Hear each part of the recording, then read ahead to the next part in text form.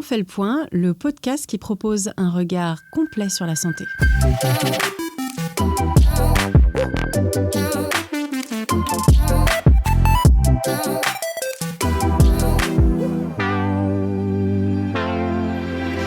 Il fait beau, on commence à se découvrir, l'occasion parfaite pour se motiver à reprendre soin de son corps. Mais comment préparer son summer body après des mois d'inactivité ? Quelles sont les bonnes méthodes et les choses à éviter pour réussir son objectif ? Pour répondre aux questions que nous nous posons tous, j'ai la chance de partager le micro avec François Laine, journaliste santé et rédacteur en chef du magazine Presse Santé. Bonjour François, comment ça va ? Bonjour Eva, ça va très bien, merci. Je précise que cet épisode a été préparé et réalisé en partenariat avec le laboratoire Boiron qui propose Arni Crème, idéale pour le massage sportif car elle facilite la récupération physique et le bien-être après le sport.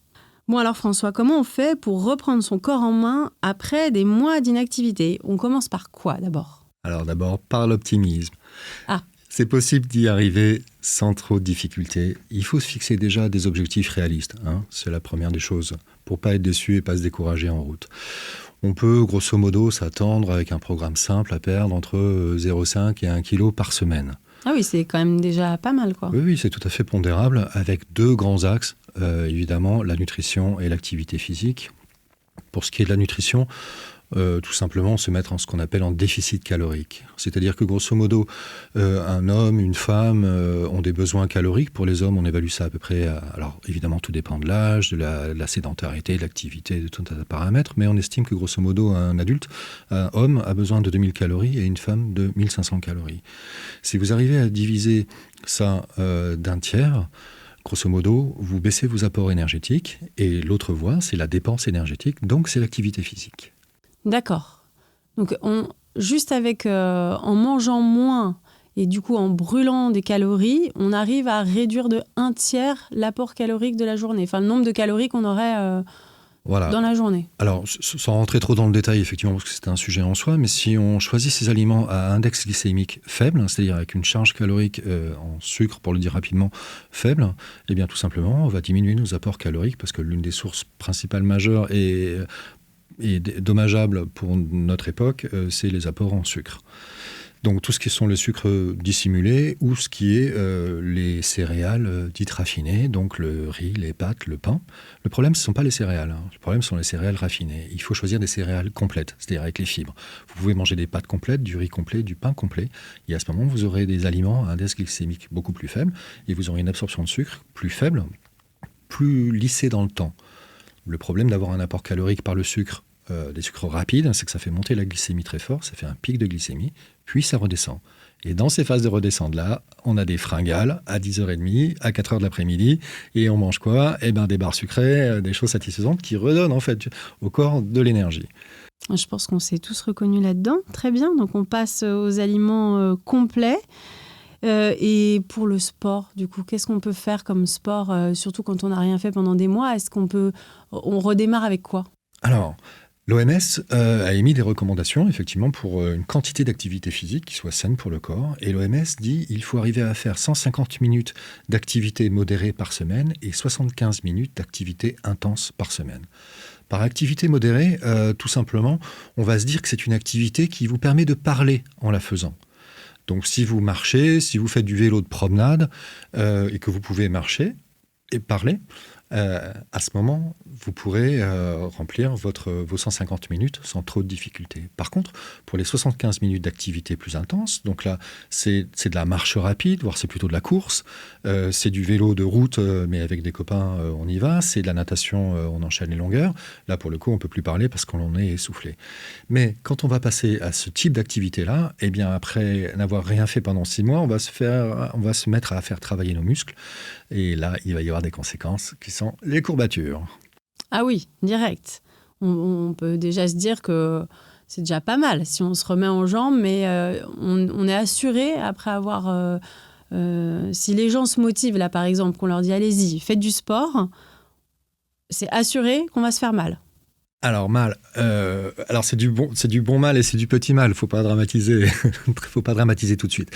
Alors, ce qui est amusant, c'est que même si vous imaginez repartir en faisant juste de la marche après avoir rien fait pendant 6 mois, le simple fait d'utiliser des muscles qui n'ont pas servi depuis un moment, donc même si c'est une activité à faible intensité, vous aurez des courbatures. Tout simplement parce que vous réutilisez des muscles qui n'ont pas servi depuis 3, 4, 5, 6 mois.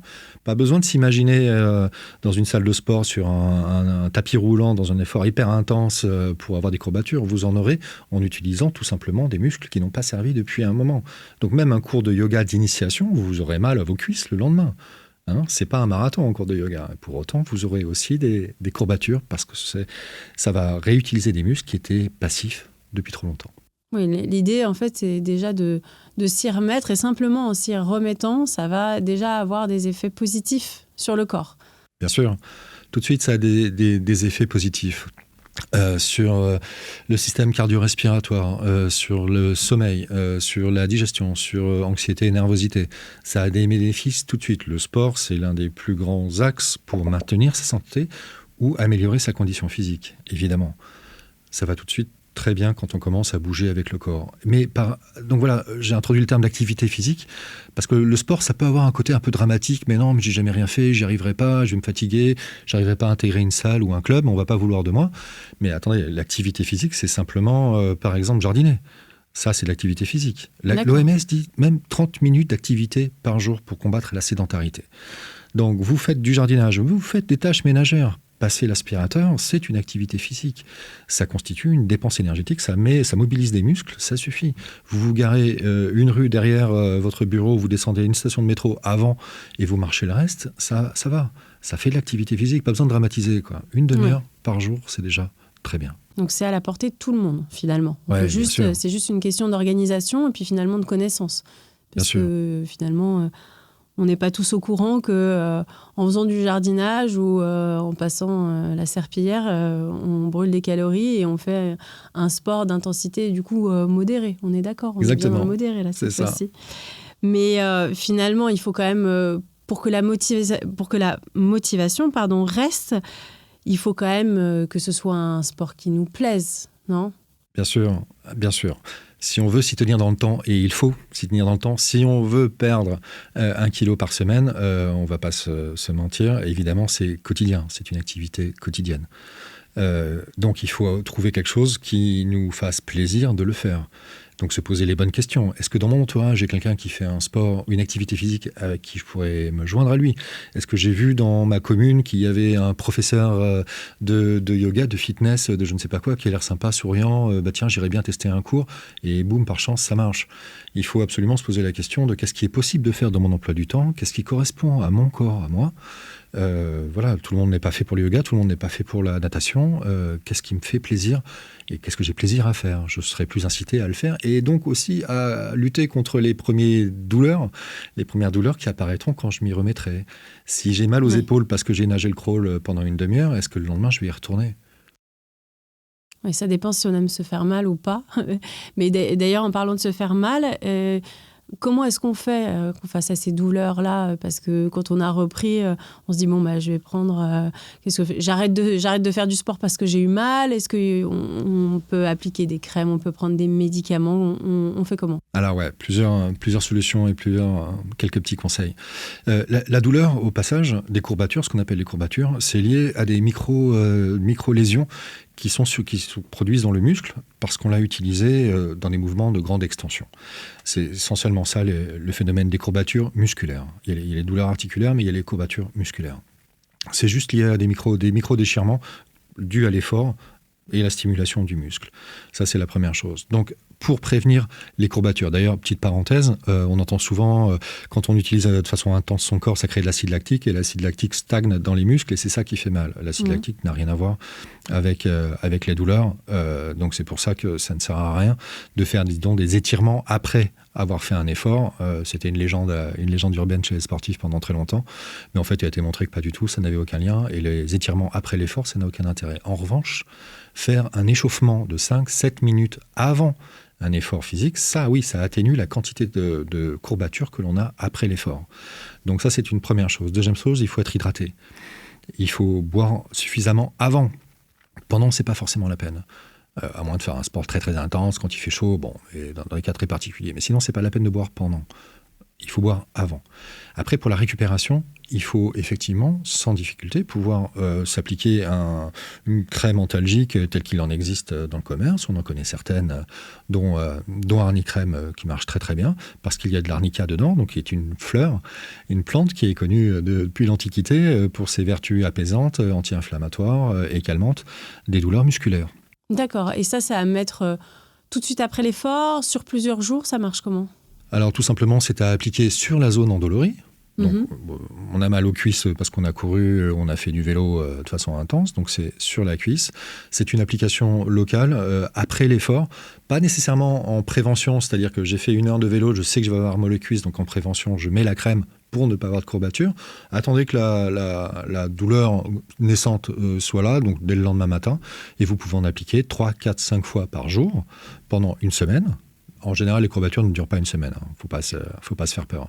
Mais au moins, sur les 24 heures après l'effort, vous appliquez ça 3 à 5 fois dans la journée et vous allez pouvoir avoir un temps de récupération qui sera beaucoup plus court, de telle sorte que vous pourrez retourner dans les 48 heures à votre effort. Oui, donc c'est un cercle vertueux finalement. C'est pour nous aider à continuer à faire du sport. Mais oui, continuer à faire du sport, perdre du poids, tonifier sa condition physique et préparer son petit body summer pour l'été. Donc finalement, si on a pris un coach sportif ou si dans une salle, on nous dit « Allez, on fait des étirements après le sport », on part en courant direct. Ou on lui dit de t'appeler. Les étirements n'ont pas particulièrement de vertu à apaiser les courbatures ou à les prévenir. D'accord, ok. Bon, déjà ça, on va le garder en tête, très bien. Bon, puisque finalement, c'est quand même très très proche, là, le moment où on va montrer son summer body. En résumé, qu'est-ce qu'on dit ? Faut faire du sport, bien manger, pas forcément s'étirer, bien s'hydrater. Qu'est-ce qu'on rajoute ? Alors, si on récapitule, attention, c'est pas forcément faire du sport, c'est faire de l'activité physique. Au moins 1 demi-heure par jour. Montez les escaliers, faites vos courses à pied, 1 demi-heure par jour. Ne voyez pas vos tâches ménagères comme une corvée, voyez-les comme une opportunité de faire de l'activité physique, c'est la première chose. Deuxième chose, veillez à être en déficit calorique. C'est-à-dire tout simplement, déjà pour commencer, balayer les sucres supplémentaires.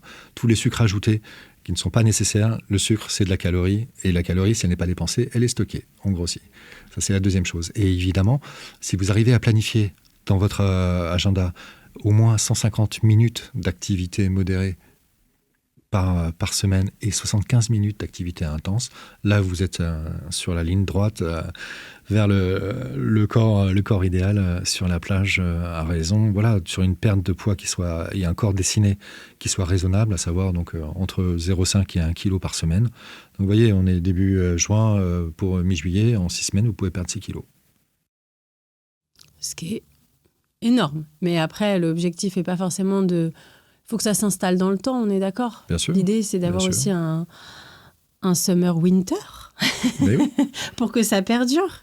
Puisque après, ce sont des objectifs qui peuvent aussi être maintenus toute l'année pour juste être en bonne santé aussi, on est d'accord ? Exactement. Pour être en bonne santé, c'est ce qu'on appelle une hygiène de vie, qui se mesure par l'alimentation et l'activité physique, et puis plein d'autres choses aussi. Mais essentiellement, ce sont les 2 grandes avenues, l'alimentation et l'activité physique, pour une bonne hygiène de vie, pour une meilleure prévention de ce qu'on appelle les maladies de civilisation, d'hypertension, de cholestérol, d'obésité, d'arthrose, de déclin cognitif. Tout ça, ça peut être prévenu. Et les maladies graves, telles que le cancer, peuvent être prévenues dans des conditions très importantes grâce à une bonne hygiène de vie. Très bien. Bon, c'était le mot de la fin. Merci de nous avoir écoutés. On espère que tous ces conseils pourront vous aider à vous sentir mieux dans votre corps cet été. On vous retrouve prochainement dans On fait le point pour un nouvel épisode. À bientôt.